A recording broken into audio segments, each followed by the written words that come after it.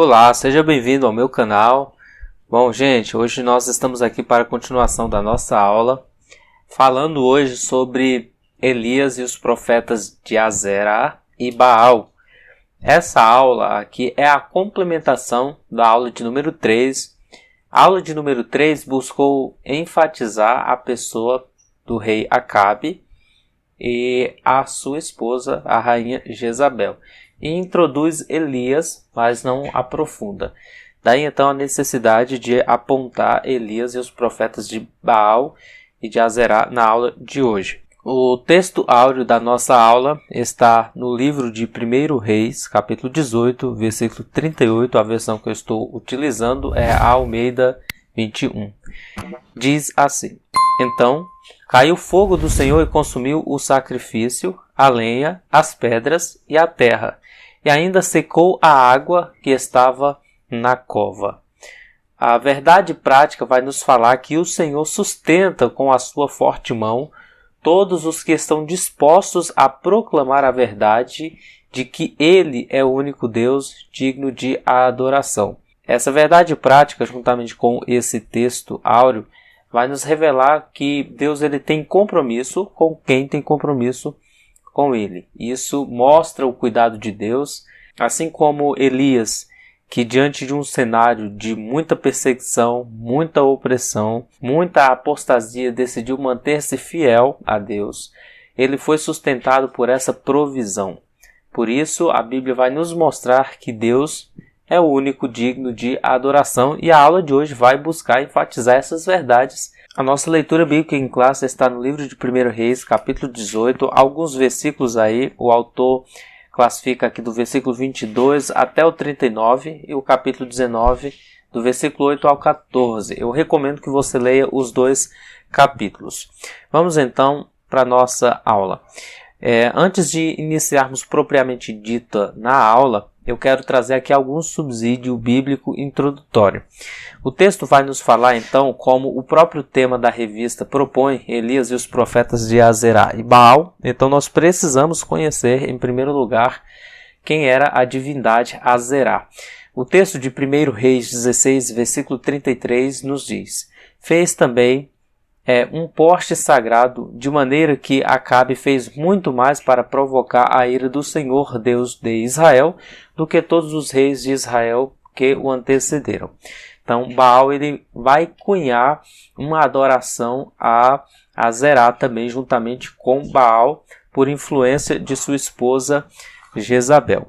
Esse poste sagrado, Azerá, era o nome da deusa da fertilidade e também a denominação dada a um objeto de culto, como é o caso destes postes.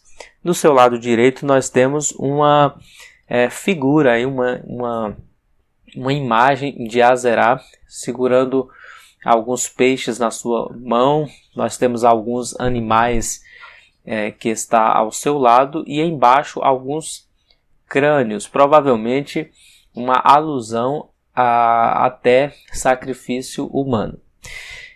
Então, prosseguindo, nós temos o conhecimento de que na mitologia cananeia, essa divindade ela era a companheira do deus principal, El, e ela aparece na literatura mesopotâmica desde o século XVIII a.C., sendo a esposa de Amurru, o deus dos amorreus, ou o deus amorreu.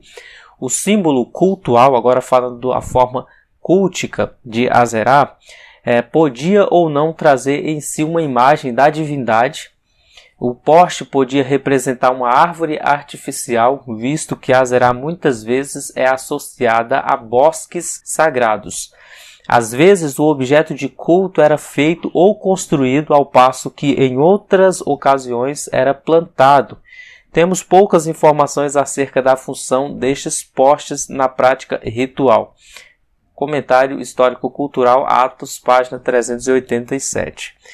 O segundo personagem da nossa aula de hoje, que vai ser confrontado por Elias, é o Baal. A gente já falou um pouco dele na aula passada, mas é sempre bom conhecer um pouco mais. Livro de 1 Reis 16, versículo 32 diz: falando de Acabe, que levantou um altar a Baal no templo de Baal, que construíra em Samaria. No material cananita disponível na literatura antiga, particularmente as informações fornecidas pelos tablets ugaríticos, Baal é o deus da tempestade, dos relâmpagos e é responsável pela fertilidade da terra. Então, do seu lado direito nós temos uma estatueta de Baal, deus guerreiro, segurando uma espada na sua mão direita, e na sua mão esquerda segurando raios. Daí então o deus da tempestade, o deus do fogo, o deus da guerra, o deus do trovão. Os adoradores de Baal acreditavam que o reter da chuva era feito por Baal.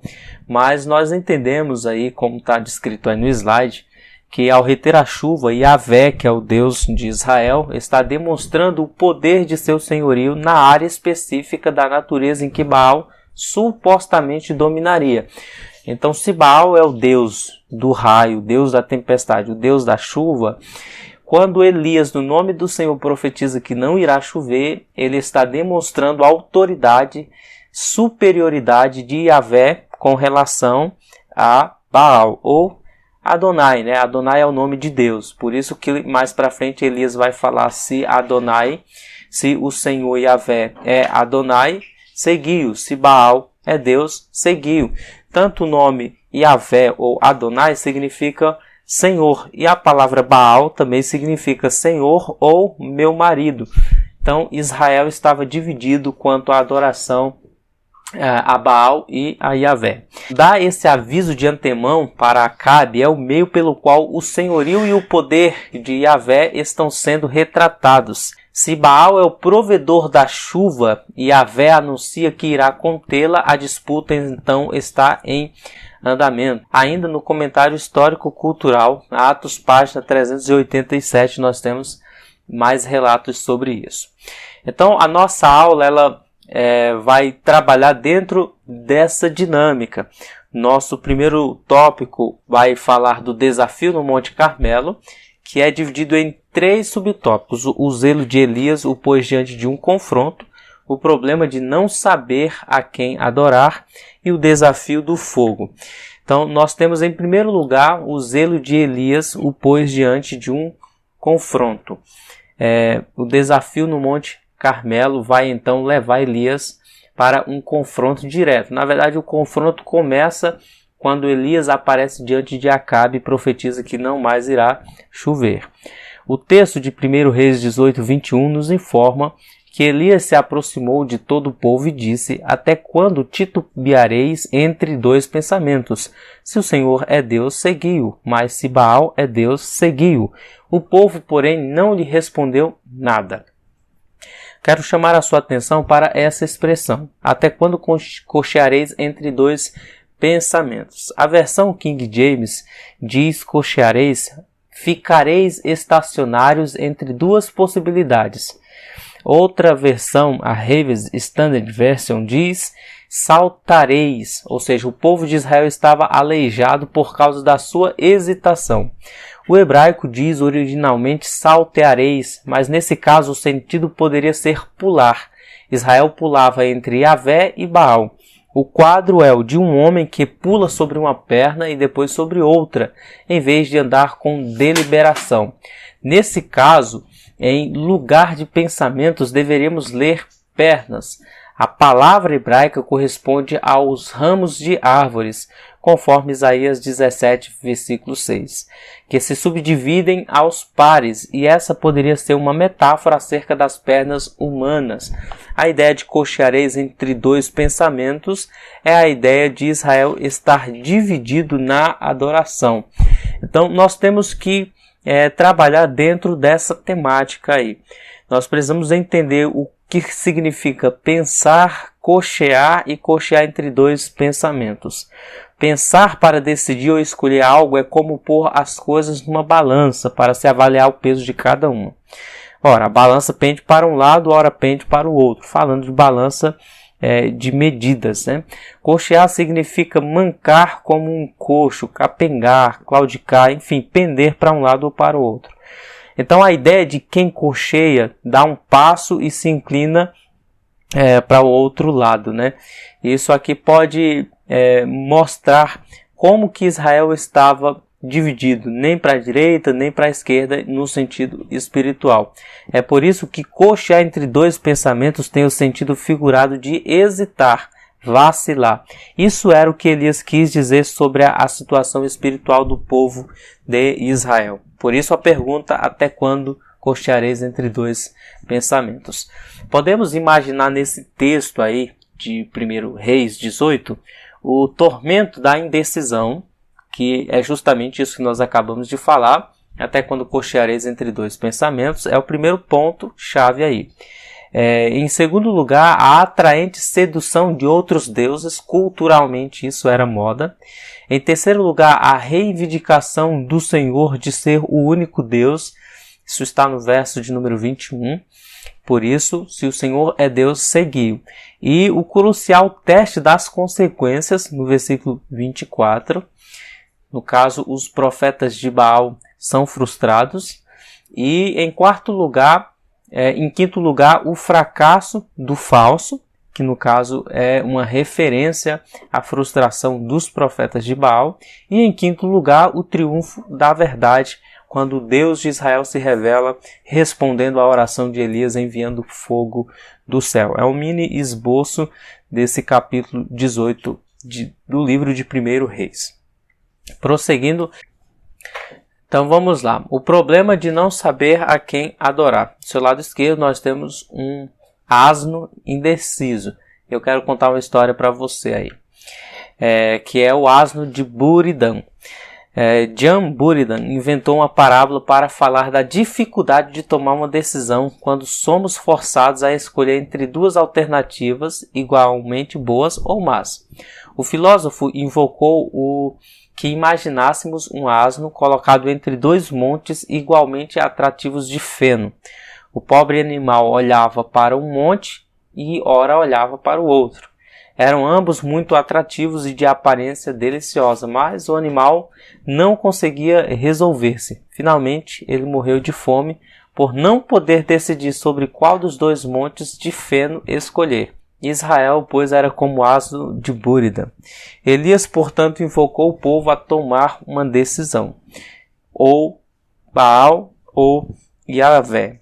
Então, trazendo para o nosso contexto, gente, é importante lembrar e pensar que nós estamos livres para fazer nossas escolhas, mas não estamos livres para colhermos as consequências das nossas decisões, das nossas escolhas. E chegamos no terceiro subtópico, o desafio do fogo, que é quando então Elias convoca os profetas de Baal, e ele fala no verso 24: então invocai o nome do vosso Deus, e eu invocarei o nome do Senhor, o Deus que responder por meio do fogo, esse será Deus. E todo o povo respondeu: está bem, ou em algumas traduções, palavra. Agora a pergunta que fica é: por que o fogo? No contexto de Elias, é importante lembrar que o fogo é um indício da presença de Deus. Nós temos isso em textos como o que está em Levítico 9, 24, 1 Crônicas 21, 26, 2 Crônicas 7, versículo 1. O primeiro ponto aí que precisa ser destacado. O fogo é indício da presença de Deus. Em segundo lugar, o fogo está relacionado aos relâmpagos do Deus da tempestade, no caso, Baal. É importante lembrar que em textos bíblicos, tanto na sarça ardente, como na coluna de fogo, quanto na visão do trono, tida por Ezequiel, lá no livro de Ezequiel, capítulo 1, versículo 4, o fogo é visto como um elemento presente nas teofanias, aparições ou aparição de Deus. Desse modo, na disputa, cada divindade teria de se revelar. Então, Elias ele está sendo estratégico. Quando ele apela para a resposta por meio do fogo, ele está convidando a que a divindade verdadeira se revelasse. O fogo, em segundo lugar, como nós falamos aí, está relacionado aos relâmpagos do Deus da tempestade, no caso Baal. E nós podemos então notar, estudando o contexto histórico, que Baal é retratado, como nós vimos agora há pouco, em figuras com raio em suas mãos e em textos como lampejando relâmpagos ou fogo. Um desses escritos, por exemplo, o fogo é até mesmo usado por Baal como instrumento para construir a sua casa. Portanto, Baal era considerado por seus adoradores como o Senhor do Fogo ou Deus do Fogo. Mais uma vez, o propósito da narrativa é mostrar a superioridade de Yahvé em cada área do suposto domínio desse Deus. Por isso, a habilidade de mandar fogo é estratégica. Em terceiro lugar, nós podemos ver aí que o fogo representa a aceitação do sacrifício. Esse tipo de oferta queimada geralmente era dedicada quando uma petição era dirigida à divindade. Nesse caso, o pedido que todos tinham em mente era o fim da seca. Se ambos os grupos estavam orando pelo fim da estiagem quando a chuva chegasse, cada um atribuiria esse resultado ao seu próprio Deus. Então, diante disso, a competição é preparada de forma a demonstrar qual divindade responderia a seus seguidores. Se fosse fogo enviado à oração feita pelos profetas de Baal, então Baal seria o Deus verdadeiro. Se o fogo e a chuva subsequente, como foi o caso de Elias, foi respondida por Yahvé, fica claro então que Yahvé é o verdadeiro Deus. Em quarto lugar, Jesus criticou o desejo excessivo de ver sinais, porque mesmo Deus enviando o fogo, aí como você pode ver na imagem aí, e trazendo espanto para os profetas de Baal e para todo Israel, logo em seguida eles não se converteram, eles se voltaram novamente para a idolatria. E Jesus então critica o desejo excessivo de ver sinais. Lógico que os sinais seguirão os que creem, como está em Marcos 15, versículo 16, mas nós temos que tomar cuidado com esse desejo de ver sinais, porque mais importante do que ver os sinais é o sinal operado pelo Espírito no nosso coração, que nos leva ao arrependimento. Yahvé venceu esse desafio por meio de Elias, mas a idolatria prosseguiu em Israel. Essa é uma das dificuldades com os sinais sem arrependimento. Sinais, milagres é uma bênção, mas desde que sejam acompanhados por arrependimento, certo? Arrependimento, isso não pode faltar. Prosseguindo, então, chegamos no tópico 2 de nossa aula, a oração de Elias. É dividido em 3 subtópicos: os preparativos de Elias, uma oração confiante e a misericórdia de Deus. Vamos lá. Os preparativos de Elias. Então Elias disse ao povo: aproximem-se de mim, e todo o povo se aproximou dele. Ele restaurou o altar do Senhor que estava em ruínas. Veja que coisa linda. Elias se recusou a utilizar o altar de Baal, que já havia sido profanado durante anos. Então ele prefere reedificar o altar do Senhor que estava quebrado, provavelmente quando os profetas de Baal foram construir um alto a Baal ali, um altar a Baal, eles quebraram o altar do Senhor, e Elias teve todo esse cuidado de restaurar o altar do Senhor, mas não ousou apresentar oferta a Deus no altar de Baal. O altar de Baal é usado para oferecer sacrifício a Baal e não ao Senhor, e vice-versa. Nós podemos inferir que esse altar fora derrubado resultado do culto a Baal promovido por Jezabel. E a composição do sacrifício de Elias, conforme o capítulo 18, versículo 31 ao 35, era pedra, lenha, novilho e água. Ao derramar água sobre o sacrifício, isso é importante lembrar e notar, Elias na verdade estava garantindo que não havia fraude na hora que ele estava ofertando ali ao Senhor. Nós temos Elias com uma oração confiante. 1 Reis 18, 36 e 37 diz: quando chegou a hora do sacrifício da tarde, o profeta Elias se aproximou do altar e disse: ó Senhor Deus de Abraão, de Isaque e de Israel, que hoje se fique sabendo que tu és Deus em Israel e que eu sou teu servo e que, segundo a tua palavra, fiz todas essas coisas. Responde-me, Senhor, responde-me, para que este povo saiba que tu, Senhor, és Deus e que fizeste o coração deles voltar para ti. O que podemos notar aqui é o contraste entre a oração humilde de Elias com a oração extravagante dos profetas de Baal, que já haviam a essa altura do campeonato se retalhado, se cortado, derramado sangue e não tinham obtido resposta nenhuma. O que a oração de Elias revela? Em primeiro lugar, que Deus é o Deus de Abraão, Isaque e Jacó. Isso implica aliança, e que esse Deus da aliança não quebraria o seu pacto. Por isso que Elias apela para ele, para o Yahvé, como Deus de Abraão, Isaque e Jacó. Ele está relembrando ou trazendo à memória a aliança. Em segundo lugar, o desejo de Elias mostra isso em sua oração. Ele deseja que Israel saiba que tu és Deus, que há somente um Deus. Em terceiro lugar, Elias deseja que quer ser lembrado como servo. Ele não quer ser grande, ele quer ser servo. Quando ele, em sua oração, vai falar: olha, Senhor, que mostra para esse povo que eu sou teu servo e que agi segundo a tua palavra. Elias quer ser lembrado como servo. Em quarto lugar, Elias nos demonstra em sua oração que ser grande é agir pela palavra de Deus. Quando ele fala: mostra para esse povo que tudo o que fiz foi conforme a tua palavra. E em quinto lugar, nós sintetizamos que o desejo de um grande homem de Deus, o desejo do coração de um homem de Deus, é que o povo se volte para Deus. Esse era o maior desejo de Elias. É tanto que quando isso não se cumpre, no capítulo 19, ele vai enfrentar uma grande depressão, uma grande tristeza. E Deus então responde Elias, mostrando assim a sua misericórdia. Na oração de Elias está claro que o desejo de Deus era que seu povo se voltasse para ele através daquela demonstração de poder. Deus também queria que seu povo se voltasse para si. 1 Reis 18:38 nos mostra o resultado da oração de Elias. Então caiu o fogo do Senhor e consumiu o sacrifício, a lenha, as pedras e a terra, e ainda secou a água que estava na cova. Quando o povo viu isso, todos se prostraram com o rosto em terra e disseram: o Senhor é Deus, ou como está em algumas traduções, só o Senhor é Deus, só o Senhor é Deus.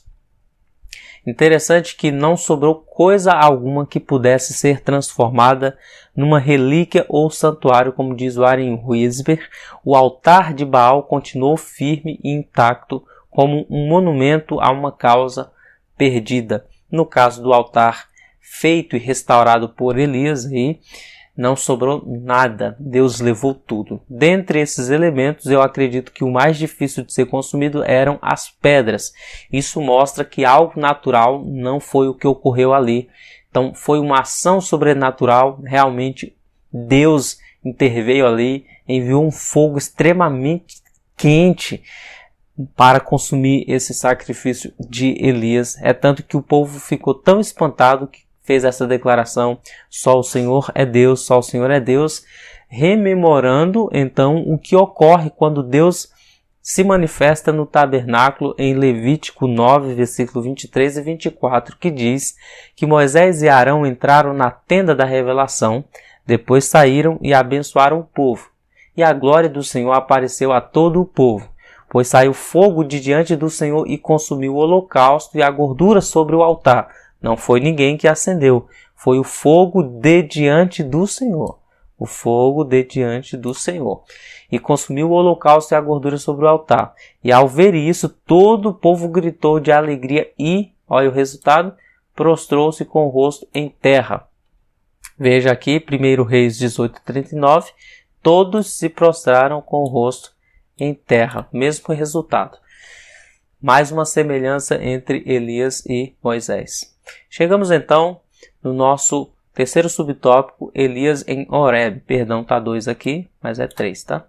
Terceiro tópico, Elias em Horebe. Também 3 subtópicos: o efeito e a exaustão do profeta, o pedido para morrer e a resposta de Deus. A pergunta que fica então nesse primeiro caso, nesse subtópico, os efeitos da exaustão, é que no versículo 1 até o versículo de número 4, o texto diz que Acabe contou a Jezabel tudo quanto Elias havia feito, como matara pela espada todos os profetas. Então, Jezabel mandou um mensageiro dizer a Elias: que os deuses me castiguem se até amanhã a estas horas eu não houver feito com a tua vida o que fizeste a deles. Quando ele ouviu isso, fugiu para salvar a própria vida. Chegando a Berseba, que pertence a Judá, deixou ali o seu servo.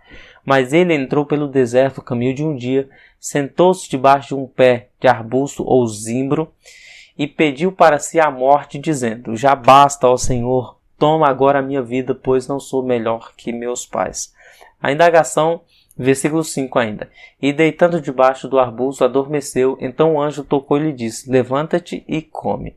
A pergunta que fica então é: por que Jezabel mandou uma carta para Elias quando poderia ter enviado soldados a dar cabo da vida do profeta? Elias estava em Jezreel e não teria sido difícil assassiná-lo numa noite tão conturbada e tempestuosa.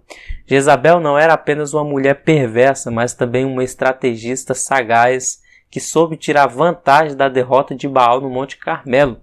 Acabe não tinha pulso algum, isso fica claro, porque provavelmente Elias esperava que Acabe tomasse uma decisão com relação à sua esposa, mas ele não toma. Então, se por um lado Acabe não tinha pulso, sua esposa era bem diferente. Elias havia se tornado um homem bem-quisto pelo povo, assim como Moisés, ele fez descer fogo do céu. Como nós acabamos de ver a semelhança dele ali, nós temos duas referências, Levítico 9, 24 e Números 25. Se Jezabel transformasse Elias num Marte, então ela teria problema. Então ela não deseja que Elias se torne um Marte.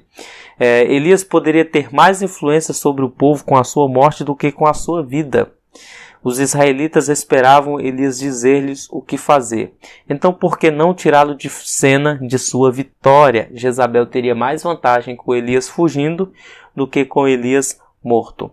Se Elias desaparecesse, o povo ficaria imaginando o que havia acontecido e se mostraria mais propenso a adorar Baal outra vez, deixando Acabe e Jezabel livres para fazer as coisas a seu modo. Além disso, quer fosse Baal, quer fosse Jeová, as chuvas estavam caindo outra vez e havia trabalho a se fazer. Então, o povo, como estava com o coração mais nas coisas, eles não se preocupariam com o resultado final, desde que as suas necessidades estavam sendo supridas. E então, nós chegamos na parte 4, cuidado com a carta de Jezabel, cuidado com as ameaças. É possível que Jezabel tenha suspeitado que Elias fosse forte candidato a um colapso físico e emocional depois do seu dia pesado no Monte Carmelo, e ela estava certa. O profeta era tão humano quanto nós. E em quinto, não tema o inimigo que já está derrotado, como diz Charles Spurgeon, comentando esse caso. Ele diz que Elias bateu em retirada diante de um inimigo já derrotado. Nós também lidamos diariamente com o inimigo que já está derrotado. A Bíblia diz: resisti, pois, ao diabo e ele fugirá de vós. O apóstolo Pedro vai dizer que ele está como como um leão ao nosso derredor bramando, mas pela fé nós resistimos a ele. Ele procura quem possa tragar, mas pela fé nós o vencemos em nome de Jesus. Uma frase do Warren Wiersbe aí. Antes disso, só nos traz à memória o pedido de Elias, quando ele pede para morrer. Isso nos traz à memória o que Tiago também vai lembrar na sua epístola, capítulo 5, 17, que Elias era um homem sujeito às mesmas paixões que nós. Warren Wiersbe vai comentar esse texto. Ele diz que a combinação de colapso emocional, exaustão, fome e uma sensação profunda de fracasso, acrescidos de falta de fé no Senhor, levaram Elias a uma depressão profunda. Havia, porém, um elemento de orgulho em tudo isso e certa dose de autopiedade, pois Elias estava certo de que seu ministério no Monte Carmelo colocaria o povo de joelhos.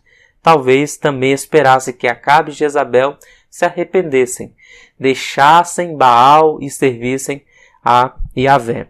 Suas expectativas não foram preenchidas, de modo que ele se considerou um fracasso.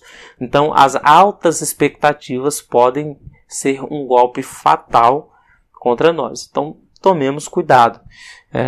Eu sempre penso, bem-aventurado os equilibrados. Nós temos que tomar cuidado com as nossas expectativas. Você vê que Elias ele enfrentou o deserto durante 3 anos, ficou na dependência de Deus, sendo sustentado pelos corvos, pela viúva de Sarepta. Então, em meio à dificuldade, ele não foi vencido. Mas diante do sucesso, logo após o sucesso do Monte Carmelo, quando ele ora e cai fogo do céu e todo aquele povo começa a dizer que só o Senhor é Deus, no dia seguinte vem a pancada, uma ameaça, e ele entra em colapso. Chegamos então na terceira parte final da nossa aula, a resposta de Deus. Deus interveio de forma miraculosa. Elias então ele vai ficar debaixo do pé de zimbro, o anjo vai falar com ele, e nós temos então essas questões. Em primeiro lugar, a resposta de Deus veio por meio de um anjo, que o texto vai chamar de o anjo do Senhor. Isso está no capítulo 19, versículo 5 ao 7 de 1 Reis. O Senhor já havia sustentado Elias através do pão da viúva, em grande escassez que eles estavam, através de milagre. Agora o sustenta com pão preparado pelo anjo. Alguns comentaristas vão nos mostrar o quão importante é dormir, descansar e se alimentar quando você está muito desanimado e triste. Veja que nesse texto, Deus ele é o Deus da segunda chance, porque o anjo vem, fala com Elias, desperta ele come, bebe e volta a dormir. E não se sabe quanto tempo o anjo ficou ali esperando Elias descansar, mas o anjo torna, no versículo 7, a despertar Elias. Isso mostra que Deus é o Deus da segunda chance, ele é o Deus do segundo toque. O anjo, pois, persistiu e tocou Elias de novo, alimentou-o novamente e dessa vez fê-lo levantar-se sobre os seus próprios pés. Ele tinha uma longa viagem a fazer pelo deserto das perambulações de Israel e precisava de forças apropriadas para isso. Em segundo lugar, Deus interveio falando com Elias. No capítulo 19, versículo 11 ao 13, depois que Elias come e vai andando, ele se esconde dentro de uma caverna. O Senhor se revela por meio do forte vento, como você pode ver na imagem, do fogo, do terremoto. E a Bíblia vai nos falar que Deus não estava nisso tudo e de repente vem uma brisa mansa e suave, no verso 12, e fala com Elias. Mas é interessante notar que essa brisa suave do versículo 12 não é uma descrição de como o Senhor fala, mas reflete o silêncio ressonante que se segue ao clamor de destruição, o fogo, o vento e o terremoto. E esse texto nos mostra que é no silêncio que a voz orientadora de Yahvé pode ser ouvida. Nem sempre Deus está no terremoto, no fogo ou no vento quebrando tudo. Às vezes Deus está no silêncio, falando no nosso coração, na nossa mente que pensa em desistir, pensa em morte, quando na verdade Deus está pensando em vida. Então esse foi o segundo meio de Deus responder Elias de forma miraculosa. Ele reconheceu que ele, assim como Moisés, não poderia ver Deus e permanecerem vivos, por isso cobriu o seu rosto. O texto vai nos falar que quando Elias fala com o Senhor, ouvindo a sua voz, ele cobre o rosto justamente por causa disso. Aí está mais uma semelhança de Elias com Moisés. Em terceiro e último lugar, Deus interveio de forma miraculosa, lhe dando uma nova tarefa, ungir Hazael como rei da Síria, Jeú como rei de Israel e Eliseu para lhe suceder como profeta. Ao anunciar 3 sucessores, o Senhor está deixando claro que ele nunca fica sem recursos. Os recursos de Deus não se esgotam. Guarde isso na mente. Os nossos recursos se esgotam, mas os recursos de Deus jamais se esgotarão. Deus estava dizendo a Elias para deixar de chorar pelo passado, fugir do presente, pois era hora de começar a preparar outros para o futuro. Quando Deus está no controle, sempre há esperanças. Isso pode ser muito aplicado a nós. Há pessoas que ficam chorando pelo passado e ficam fugindo do presente. E Deus os convida a no presente, preparar outros para o futuro. Certo? Nós estamos vivendo tempos difíceis com toda essa situação que está envolvendo o mundo. As pessoas ficam lamentando pelo passado que não voltam, tentando fugir do tempo presente, reclamando de tudo, e se esquecem de preparar outros para o futuro. Há uma geração que talvez pegue um mundo pior do que o nosso, e pela experiência que temos com Deus, pelo conhecimento da palavra, cabe a nós deixar um legado para a próxima geração. É isso que Deus vai fazer com Elias, através de Elias, na vida desses 3 personagens acima. Nós temos Hazael, rei da Síria, Jeú como rei de Israel e Eliseu. Interessante que nesse mesmo contexto Deus revela que tem 7.000 joelhos que não se dobraram diante de Baal, nem o beijaram. Deus tem 7.000 alternativas, mas envia Elias para 3. Veja que nem sempre Deus tem interesse em nos usar no meio da multidão. Deus não levou Elias para pregar um sermão para os 7.000, mas levou Elias para preparar esses 3 homens aí para ser usado, ser instrumento nas suas mãos. Warren Wiersbe diz que exaltar ou criticar o passado não leva a lugar algum. O importante é fazer nosso trabalho no presente e preparar outros para dar continuidade a ele depois que tivermos partido. Deus sepulta os seus obreiros, mas sua obra continua. No caso de Elias, ele vai subir no redemoinho de fogo para o céu, mas Eliseu vai cumprir o seu ministério, vai dar continuidade ao ministério de Elias. Chegamos então na conclusão da nossa aula, da nossa revista. Vai nos dizer que a vida de Elias é um grande exemplo para todo crente que fielmente serve ao Senhor. Ainda que à sua volta quase todos estejam contaminados pela idolatria e toda forma de injustiça, o cristão não pode perder o ânimo e a vontade de lutar pela causa do Senhor. Elias é exemplo do cuidado e da fidelidade de Deus quando o crente fiel decide seguir o que a palavra de Deus ensina e não aquilo que a maioria acha que está certo. Deus abençoe sua vida. Espero que essa aula tenha sido abençoadora, tenha agregado conhecimento para você. Eu vou deixar ela disponível no nosso canal lá no Telegram. O link está na descrição do vídeo. Não se esqueça de nos ajudar deixando o seu like, deixando o seu comentário. É muito importante para nós. Vai agregar muito aqui. E compartilhando nos grupos de WhatsApp, no Facebook, nós agradecemos e tributamos a Deus toda a honra e toda a glória. Um beijo fraterno no seu coração e até o nosso próximo encontro. Tchau, tchau.